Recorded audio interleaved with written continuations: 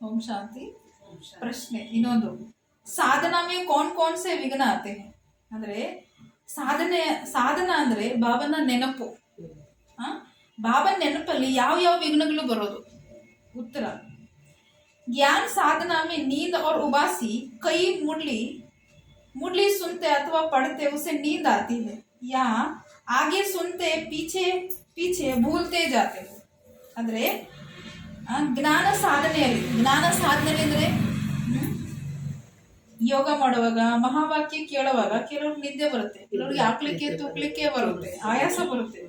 ತುಂಬಾ ಸತಿ ಮುಳ್ಳಿಗೆ ಕೇಳುವಾಗ ಇಲ್ಲ ಅಂದ್ರೆ ಓದುವಾಗ ಏನಾದ್ರು ಬಾಬಾ ನೆನಪಾದ್ರು ಮಾಡುವಾಗ ಅವ್ರಿಗೆ ನಿದ್ದೆ ಬರುತ್ತೆ. ಇಲ್ಲ ಅಂದ್ರೆ ಮುಳ್ಳಿಗೆ ಕೇಳೋ ಟೈಮಲ್ಲಿ ಕೇಳ್ತಾ ಇರ್ತಾರೆ ಮತ್ತೆ ಎಲ್ಲ ಮರಿತಾ ಇರ್ತಾರೆ. ಆ ಟೈಮಲ್ಲಿ ಕೇಳಿರೋದು ನೆನಪಿರುತ್ತೆ, ಮುಂದೆ ಎಲ್ಲ ಕೇಳಿರೋದು ಮರೆತು ಹೋಗಿರ್ತಾರೆ, ಆ ತರ ಮರಿತಾ ಇರ್ತಾರೆ. योग साधना में व्यर्थ संकल्प उसमें सबसे बड़ी चीज आवाज की है. बाबा कहते थे योग में आवाज का विघ्न नहीं पड़ता, चाहे ढोल भी बजा दो, परंतु ज्ञान में आवाज का विघ्न पड़ता है. योग साधना में व्यर्थ संकल्पों के विघ्न आते हैं. ಅದರಲ್ಲಿ ಮೊದಲನೇ ಪಾಯಿಂಟ್, ಯೋಗ ಸಾಧನೆಯಲ್ಲಿ ವ್ಯರ್ಥ ಸಂಕಲ್ಪ ಇದು ಎಲ್ಲಕ್ಕಿಂತ ದೊಡ್ಡ ವಿಘ್ನಗಳು. ಇದರಲ್ಲಿ ಎಲ್ಲಕ್ಕಿಂತ ದೊಡ್ಡ ವಸ್ತು ಮಾತೇ ಇರೋದು ಅಲ್ವಾ? ಬಾಬಾ ಹೇಳ್ತಿದ್ರು ಯೋಗದಲ್ಲಿ ಮಾತಿನ ವಿಘ್ನ ಬರೋದಿಲ್ಲ. ನಮ್ಮ ಮುಂದೆ ಯಾರಾದ್ರು ಅದ್ರ ಬಗ್ಗೆ ಹೇಳಿದ್ರೆ, ನಮ್ಮ ಪಕ್ಕದಲ್ಲಿ ಯಾರಾದ್ರೂ ಡಮರ ಬಾರಿಸ್ತಾ ಇದ್ರೂ ಸಹ ನಮ್ಗೆ ಯೋಗದಲ್ಲಿ ವಿಘ್ನ ಬರಲ್ಲ, ನಮ್ಮ ಮನಸ್ಸು ಪರಮಾತ್ಮನ ಹತ್ರ ಇರುತ್ತಲ್ಲ. ಆದ್ರೂ ಜ್ಞಾನದಲ್ಲಿ ವಿಘ್ನ ಬರುತ್ತೆ, ಮಾತಿನ ವಿಘ್ನ ಬರುತ್ತೆ. ಯಾಕೆಂದ್ರೆ ಯಾರಾದ್ರೂ ಮುಡ್ಲಿ ಓದ್ತಾ ಇದ್ರೆ, ಯಾರಾದ್ರೂ ಏನಾದ್ರು ಜೋರಾಗಿ ಡಮರ ಬಾರಿಸಿದ್ರೆ ನಮ್ಗೆ ಕೇಳಿಸಲ್ಲ. ಅದಕ್ಕೆ ಜ್ಞಾನದಲ್ಲಿ ಮಾತಿನ ವಿಘ್ನ ಬರುತ್ತೆ. ಯೋಗ ಸಾಧನೆಯಲ್ಲಿ ವ್ಯರ್ಥ ಆಲೋಚನೆಗೂ ವಿಘ್ನ ಬರುತ್ತೆ. ವ್ಯರ್ಥ ಆಲೋಚನೆ, ನಮ್ದೇ ವ್ಯರ್ಥ ಆಲೋಚನೆ, ಕೆಟ್ಟ ಆಲೋಚನೆ ವಿಘ್ನ ಬರುತ್ತೆ ವಿನಃ ಮಾತಿನ ವಿಘ್ನ ಬರೋದಿಲ್ಲ. कईयों को फिर भारत की स्मृति संस्कृति का ज्ञान नहीं होता, तो वे बाबा के भाव को समझ नहीं पाते, जिससे उन्हें वो रस नहीं आता है. विदेशों में कई लोग आत्मा को स्पिरिट कहते हैं, परंतु स्पिरिट व आत्मा में अंतर है.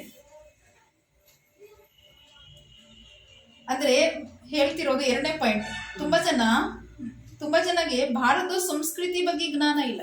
ಭಾರತದ ಸಂಸ್ಕೃತಿ ಏನಿದೆ, ರೀತಿ ರಸಂ ನೀತಿ ಪದ್ಧತಿ ನಿಯಮಗಳು ಏನಿದೆ ಅದ್ರ ಬಗ್ಗೆ ಗೊತ್ತಿರಲ್ಲ. ಅವರು ಬಾಬನ ಭಾವನೆ ಸರಿಯಾಗಿ ತಿಳ್ಕೊಳ್ಳೋದಿಲ್ಲ. ಅಂದ್ರೆ ಬಾಬಾ ಇವತ್ತು ಯಾವ ಭಾವನೆಯಿಂದ ಮುಡ್ಲಿ ನುಡಿಸಿದಾರೆ ಅದ್ರ ಬಗ್ಗೆ ತಿಳ್ಕೊಳ್ಳೋದಿಲ್ಲ.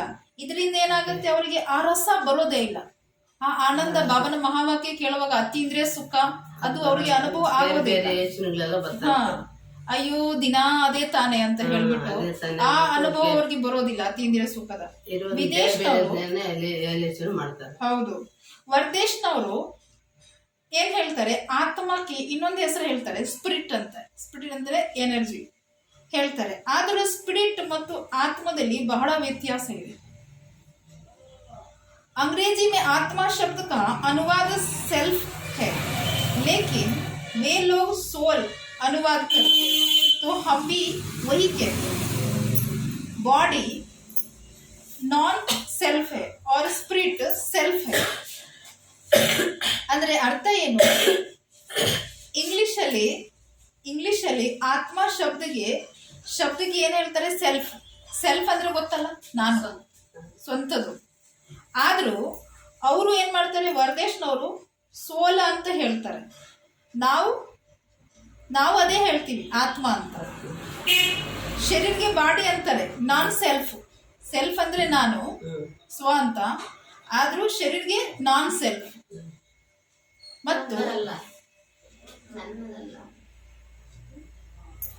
ಸ್ಪಿರಿಟ್ ಸೆಲ್ಫ್ ಆತ್ಮ ಇದೆ. ಅಂದ್ರೆ ಸ್ಪಿರಿಟ್ ಅಂದ್ರೆ ಸೆಲ್ಫ್, ನಾನು ಅಂದ್ರೆ ಆತ್ಮ ಅಂತ ಹೇಳ್ತಾರೆ. ಅಲ್ಲಿ ಆತ್ಮ ಡೈರೆಕ್ಟ್ ಹೇಳಲ್ಲ, ಅಂದ್ರೆ ನಾನು ಅಂತ ಹೇಳ್ತಾರೆ, ಸ್ವ ಅಂತ ಹೇಳ್ತಾರೆ.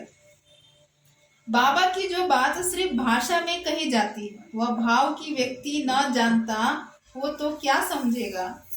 ಬಾಬನ ಮಾತು ಬರೀ ಬಾಬಾ ಭಾಷೆಯಲ್ಲಿ ಹೇಳೋದು. ಬಾಬನ ಮಾತು ಯಾವ ಭಾಷೆಯಲ್ಲಿ ಅದೇ ತರ ಇರುತ್ತೆ. ಈಗ ಕನ್ನಡದಲ್ಲಿ ಆತ್ಮ ಅಂದ್ರೆ ಆತ್ಮನೇ, ಹಿಂದಿಯಲ್ಲಿ ಆತ್ಮನೇ ಆತ್ಮನೇ, ಅಧಿಕಾರಿ ಅಂದ್ರೆ ಅಧಿಕಾರಿನೇ, ವರ್ಷ ಅಂದ್ರೆ ಆಸ್ತಿ ಅಂತ ಹೇಳ್ತಾರೆ. ಆದ್ರೂ ಜಸ್ಟ್ ಹಿಂದಿ ಮತ್ತು ಕನ್ನಡದಲ್ಲಿ ಕೆಲವೊಂದು ಶಬ್ದಗಳು, ಉದಾಹರಣೆವಾಗಿ ಸತೋ ಪ್ರಧಾನ, ಉದಾಹರಣೆವಾಗಿ ತಮೋ ಪ್ರಧಾನ, ಪತೀತು, ಪಾವನ, ಇದೆಲ್ಲ ಶಬ್ದಗಳು ಹಿಂದಿಯಲ್ಲಿ ಹೆಂಗಿದೆಯಲ್ಲ ಹಾಗೇ ಕನ್ನಡದಲ್ಲಿ ಇರುತ್ತೆ. ಅದರ ಬಗ್ಗೆ ನಾವು ತಿಳ್ಕೊಂಡಿಲ್ಲ ಅಂದ್ರೆ ಏನಾಗುತ್ತೆ, ಅದರ ಭಾವನೆ ನಮ್ಗೆ ಸರಿಯಾಗಿ ಅರ್ಥ ಆಗಲ್ಲ. ಅದಕ್ಕೆ ಹೊಸಬರಿಗೆ ಒಂಥರ ಬೋರ್ ಹಿಡಿಯುತ್ತೆ 15 ದಿವಸ ಕಂಟಿನ್ಯೂ बोलಲಿಕ್ಕೆ ಹೇಳಿಲ್ಲ ಅಂದ್ರೆ.